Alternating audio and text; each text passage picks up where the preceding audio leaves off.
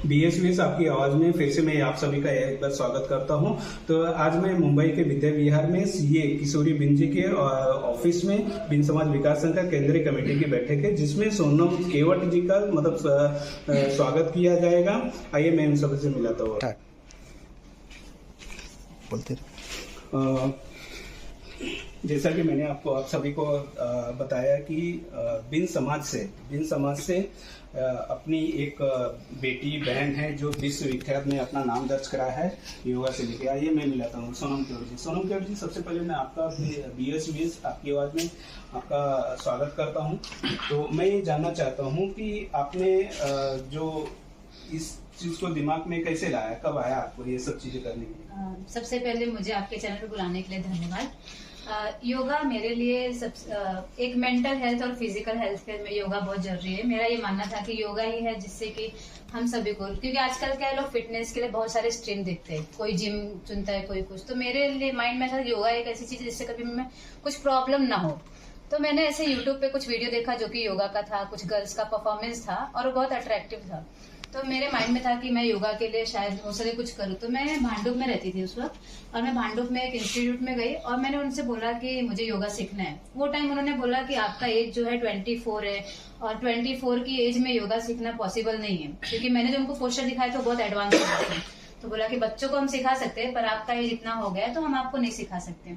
फिर वो बात कहीं ना कहीं दिल पे लग गई कि नहीं, ऐसे कैसे हो सकता है, क्योंकि कभी अगर आपको जिन्होंने आपको कुछ करना है और कोई आपको मना कर दे तो मुझे ऐसा लगता है वही एक मौका है कि आप दिखा सकते हो कि मैं कर सकती हूँ। और वही एक बात थी जो मुझे लगी कि नहीं, इन्होंने मना कैसे किया, और मैं पूरी तरह से उसको करना चाहती थी।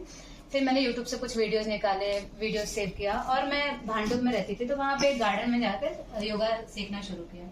एंड मेरा कोई पर्सनल ट्यूटर नहीं था, मेरे लिए कोई भी टीचर नहीं होगा। मुझे ऐसा लगता है कि मेरे लिए जो ट्रेनर है वो खुद भगवान है, क्योंकि उस वक्त मेरे पास सिर्फ, क्योंकि जब सीखते हम तो गिरना उठना चलते रहता है, हर एक स्पोर्ट्स में गिरना उठना होता है, पर मैंने कभी भी गलत नहीं किया, इसलिए क्योंकि मुझे लगता है शायद भगवान की खुद की ब्लेसिंग थी कि मुझे एक राइट गाइडेंस मिलता गया। और वहीं से शुरू हुआ। फिर कुछ 6 महीने का लगातार मेरा प्रैक्टिस था। मॉर्निंग में मैं जाती थी गार्डन में, लगातार 6 मंथ की वो प्रैक्टिस थी। फिर उस 6 मंथ में मैंने पूरा योगा, जो अगर मैंने आज रिकॉर्ड बनाया, आप मेरा सर्टिफिकेट देख सकते हैं, जो मैंने रिकॉर्ड बनाया वो भी मैंने उस वक्त सीख लिया था। ये 2016 की बात है जब मैंने योगा शुरू किया था।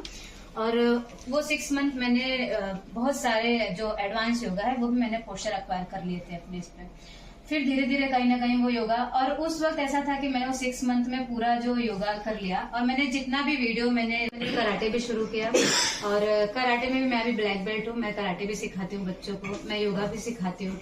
साथ में मैं कॉलेज में, मैं MSc B.Ed हूँ, तो मैं कॉलेज में लेक्चरर भी हूँ। मैं बायोलॉजी पढ़ाती हूँ कॉलेज में। तो इस तरह से मेरा जो है योगा का जर्नी हुआ, और धीरे धीरे सारी चीजें धीरे धीरे उसमें जुड़ती गई। एंड आई होप कि हमेशा वो जुड़ती रहे, कभी भी एंड ना हो। तो योगा मेरे लाइफ एंडिंग प्रोसेस है। जरूर जरूर सोनम जी, आपके जज्बे को पूरा समाज सलाम करता है।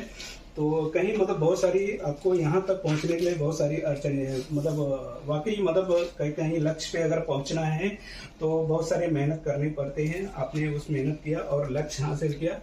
आपके सुनहरे भविष्य के लिए हम सबका, पूरे समाज का पूरा आपके ऊपर आशीर्वाद है, भविष्य की कामना करते हैं। और कहीं ऐसा हुआ कि आपका आगे क्या प्लान है ऐसा?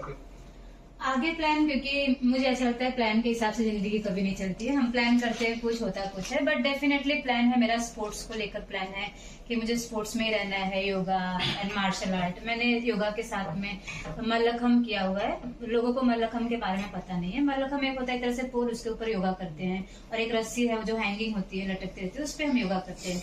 मैंने वेपन्स ट्रेनिंग किया है, तलवार, लाठी, ये सब चलाना भी सीखा हुआ है। तो ये सारी चीजों को मिला जुला कर कहीं ना कहीं मैं फ्यूचर में उसको यूज करना चाहती हूँ एक अच्छे तरीके से। तो वो मेरा फिलहाल प्लान है। क्या आगे चल के इंस्टीट्यूट या कुछ ऐसा क्लासेस वगैरह स्टार्ट करने का प्लान है? डेफिनेटली माइंड में तो एक साइड में है कि अपना खुद का कुछ होना जरूरी है, वो एक माइंड में सेट रखा है। धीरे धीरे उस पर काम चलते रहेगा। ठीक है। यहाँ पे आज बिन समाज विकास संघ का केंद्रीय कमेटी का यहाँ पे मीटिंग है, तो यहाँ पे आके कैसा लगा आपको? किस तरह से? वैसे मेरा ये पहली बार यहाँ पे है, तो मैं बहुत सारे लोगों को बिल्कुल, मैं किसी को नहीं जानती हूँ, बस नाम सुना था कि बिन समाज का एक खुद का संघ है, यूनिटी है। बट डेफिनेटली यहाँ पे आके मुझे बहुत अच्छा लगा, और क्योंकि हम अपने समाज से जुड़कर लोगों को आगे बढ़ा सकते हैं। बिकॉज स्पेशली मुझे ऐसा लगता है कि वुमेन को आगे बढ़ाना बहुत जरूरी है। उनको, क्योंकि एक घर जो है वो नारी से चलता है, वुमेन से चलता है, और अगर हम उनको शिक्षित करेंगे उनको आगे, क्योंकि एक और भी है कि हम वुमेन को एजुकेट कर ज्यादा बेटर होगा, क्योंकि वुमेन ही जाके आगे अपने बच्चों को एजुकेट कर सकती है। तो उनको और एक है कि हर एक वुमेन को अर्निंग, ऐसा नहीं कि आप अपने पति पे डिपेंड रहो, बच्चों पे डिपेंड रहो, उनको सेल्फ डिपेंड होना बहुत जरूरी है आज के टाइम पे। तो चाहे वो महंगाई का जमाना हो या फिर हर एक मामले में उनको सेल्फ इंडिपेंडेंट होना बहुत जरूरी है। तो मेरा वो एक लक्ष्य होगा कि मैं वुमेन्स को आगे बढ़ा सकूं, तो इसलिए मैं डेफिनेटली जुड़ना चाहूंगी। मैं आप सबको बताना चाहूंगा कि मुंबई में आज से लगभग 15 से 20 साल पहले बिंद केवट को लोग बहुत कम लोग जानते थे। आज हम लोग को आज सबसे बड़ी खुशी ये हो रही है कि चलो संघ चलाने और